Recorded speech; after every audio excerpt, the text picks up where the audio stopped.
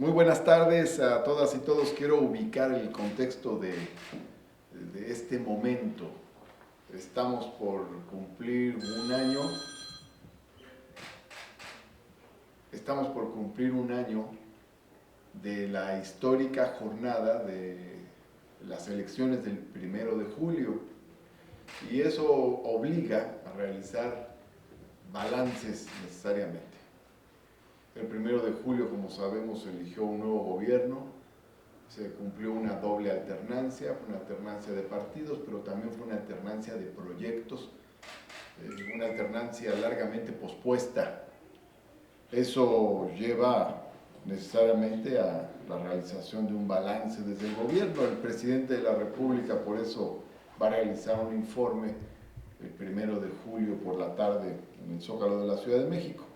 Ahora bien, el 1 de julio también cambió la composición del Congreso de la Unión, cambió la composición del Poder Legislativo, aun y cuando es colegiado este poder y es plural.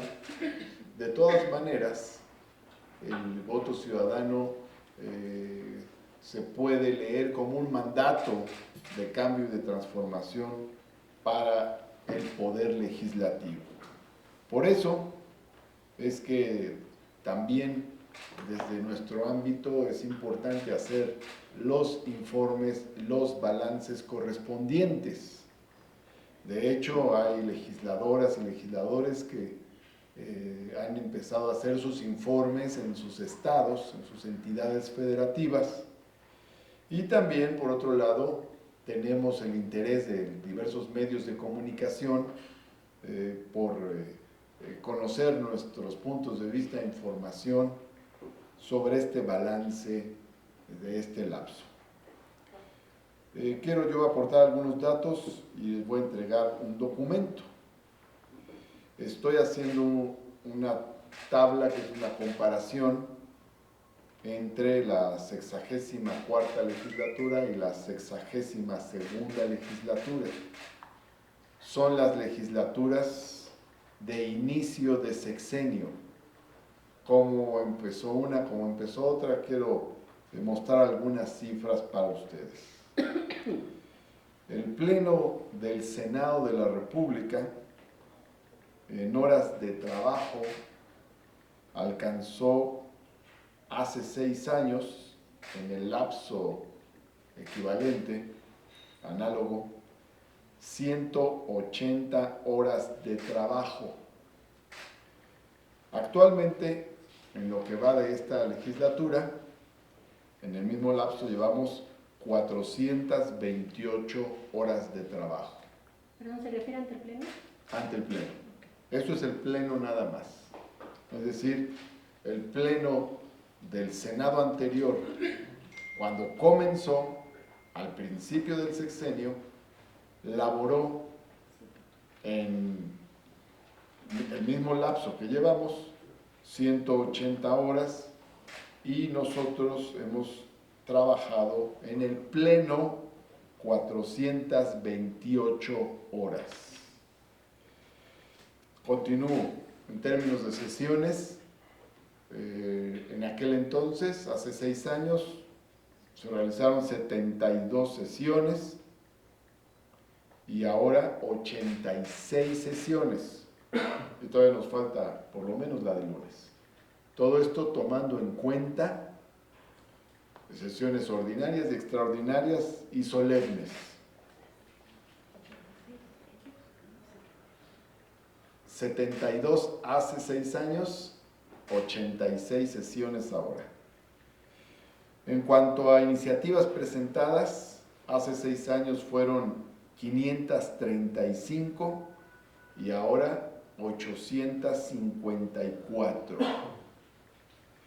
En decretos publicados en el Diario Oficial de la Federación, hace 6 años se llevaban a estas alturas 32, nosotros llevamos 40 decretos. En cuanto a dictámenes aprobados, llevamos el mismo número, 102 en aquel entonces, 102 ahora. pero esto se va a modificar el lunes necesariamente porque hay varios dictámenes en puerta todavía para el extraordinario. Es decir, va a aumentar la cifra. En cuanto a dictámenes negativos, o sea, para rechazar las iniciativas, en aquel entonces se aprobaron 43 y ahora 21. Nombramientos se hicieron en aquel entonces 64, llevamos nosotros 61. Ratificación de personal diplomático, en aquel entonces fueron 24 y ahora llevamos 42. En cuanto a la ratificación de grados militares, hace 6 años 143 y ahora 187. En cuanto a grados navales, se ratificaron hace 6 años 201 y ahora 283. En cuanto a instrumentos internacionales, hace 6 años se ratificaron 14 y ahora 7. Declaratorias de reformas constitucionales, hace 6 años eran 6, ahora llevamos 5. Proposiciones con punto de acuerdo, hace 6 años eran 749 y ahora se han presentado 845. Dictámenes de proposiciones con punto de acuerdo, hace 6 años se habían dictaminado 193 a estas alturas, ahora llevamos 237 dictaminados. Reuniones de comisiones, a estas alturas se habían dado 1015 hace 6 años, ahora han ocurrido 699. Hay que tomar en cuenta, no obstante, lo digo entre paréntesis, que ahora hay menos comisiones, ahora hay 44 comisiones, había 64 comisiones entonces. Comparecencias de servidores públicos, se habían realizado 76 en aquel entonces y ahora se han realizado 54. Y reuniones con representantes diplomáticos, hace 6 años 45 y ahora 46. En general podemos decir que se ha trabajado más, que hay una mística de trabajo mayor en la actual legislatura, lo cual me complace comentarlo. Y aún nos falta todavía 2 meses para que concluya el primer año de ejercicio de esta legislatura y tenemos todavía sesiones del actual periodo extraordinario. Eso quiere decir que aún las cifras podrán seguirse modificando positivamente. En cuanto a los contenidos y alcances del trabajo realizado, quiero comentar algunas líneas. Por ejemplo, podemos decir que hay 3 grandes rubros que se han abordado. Uno es el de seguridad, otro es el de austeridad y abolición de privilegios, y otro más es el de reformas que tienen que ver con bienestar social e igualdad. Son los 3 grandes rubros. En el primer caso son de destacarse la reforma en materia de delitos graves, en el segundo que busca limitar esta figura de la puerta giratoria, que un delincuente es detenido y sale inmediatamente. Luego está el tema de la utilización de la figura de extinción de dominio para recuperar bienes producto de la corrupción, y luego la Guardia Nacional, que es la reforma más relevante en materia de seguridad pública de los últimos años. Está también en el caso de las reformas y decisiones en materia de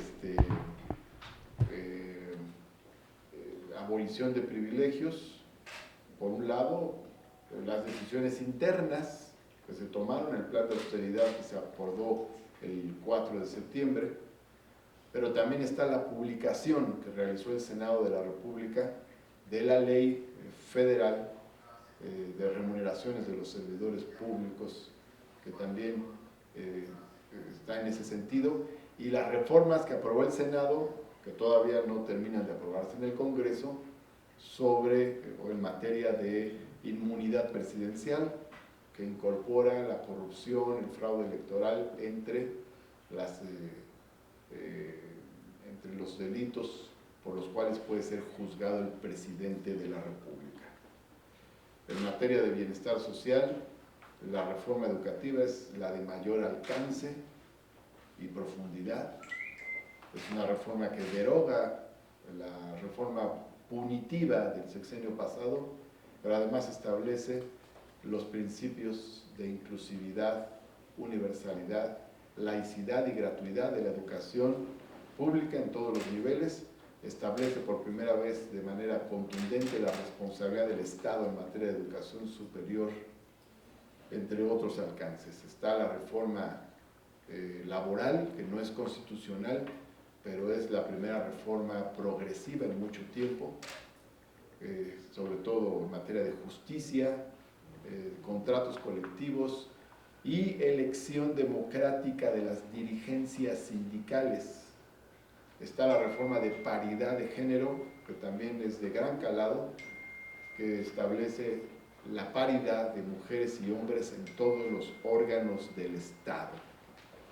Hay un variado universo de reformas de carácter social, las que tienen que ver con los derechos laborales y de defensa jurídica de los médicos residentes, la que tiene que ver con el derecho de los padres con niños con cáncer, de atender a sus hijos y el derecho de los hijos a ser atendidos por ellos a través de permisos y licencias para los padres. Están las reformas que tienen que ver con los derechos a la seguridad social de las personas trabajadoras en el hogar. También están las reformas en materia de seguridad social para parejas del mismo sexo, que no ha terminado de concretarse porque tuvo modificaciones en la Cámara de Diputados, pero finalmente fue aprobada en el Senado, salió del Senado. Entre numerosas reformas de carácter social están las reformas para incorporar trabajadores sociales a los planteles de educación básica y media superior. Están las reformas que tienen que ver con la inclusión de personas con discapacidad en el sistema educativo, las que tienen que ver con infraestructura educativa, entre otras numerosas reformas de carácter social. Por eso creo que hay un buen balance en las decisiones que se han tomado en el ámbito legislativo en este proceso de transformación. Vale decir también que esta legislatura, a diferencia de legislaturas pasadas, no ha tomado una sola decisión en contra de la gente. No hay ninguna reforma neoliberal que signifique privatizar servicios, que signifique eliminar derechos, que signifique afectar el bienestar de la población. Estamos con un ritmo legislativo distinto y un contenido legislativo distinto. Pasamos de las reformas de ajuste social a las reformas de bienestar social. Por eso también es importante. No solo se ha trabajado mucho, sino que además lo que se ha decidido ha sido en beneficio de la población. Por eso pues estamos bastante satisfechos por lo logrado a lo largo de todos estos meses. Por eso quiero entregarles un resumen de la información.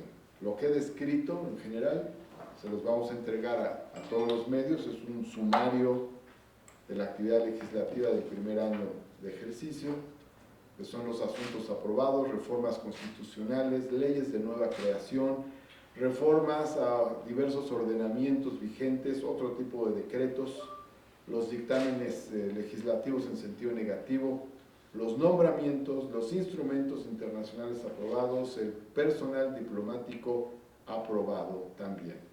Aquí está cada una de las decisiones legislativas y una sinopsis de lo que significa cada una de las reformas, sin ampliarnos demasiado en el espacio. Estamos poniendo quienes presentaron las iniciativas, de qué trata cada una, en fin, cada una de las reformas para que sea una información útil para los medios de comunicación. Dicha información también la vamos a entregar a todos los senadores y senadoras para que la puedan utilizar en sus informes legislativos con sus comunidades, en sus estados correspondientes, porque finalmente cada uno de nosotros, por la naturaleza federalista del Senado de la República, tiene que informar a sus comunidades de lo realizado aquí en el Senado, porque aquí están las tareas sustantivas que tenemos que realizar como senadores de la República. Ahora sí, estoy a sus órdenes para cualquier pregunta. Angélica Mercado le hace la primera pregunta del Grupo Modelo.